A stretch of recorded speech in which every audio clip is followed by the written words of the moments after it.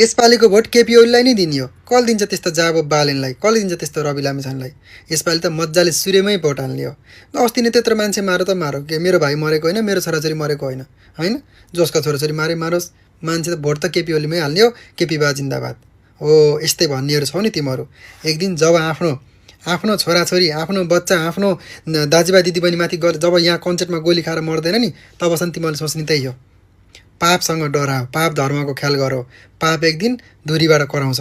यति सब हुँदा पनि तिमीहरूले केपी ओली जिन्दाबाद भन्दै पसिलाएर हिँड्छौ भने तिमीहरूलाई नर्कमा भगवान्ले तातो तेल उमालेर राखेका छन्। भगवान हो कि यमराज हो, त्यही तातो तेलमा तिमीलाई डढाइ डढाइ पकाउँछन्। यति कुराको ख्याल गर।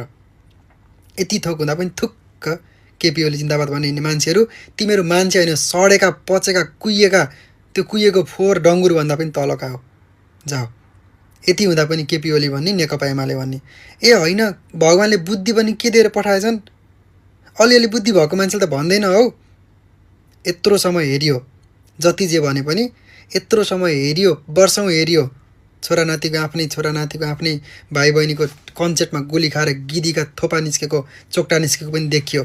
त्यति देख्दै पनि फेरि केपी ओली जिन्दाबाद भन्दै हिँड्छ भने नि तिमीलाई त थुक्छन्, समाजले थुक्छ, त्यो मरेका बालबच्चाहरू, स्कुले बच्चाहरूको आत्माले थुक्छ।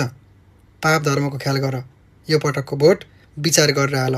यो पटकको भोट न ओलीलाई न अरू कसैलाई। यो पटकको भोट घन्टीलाई। बारम्बार सबैको हेरियो, अब घन्टीको हेरिन्छ।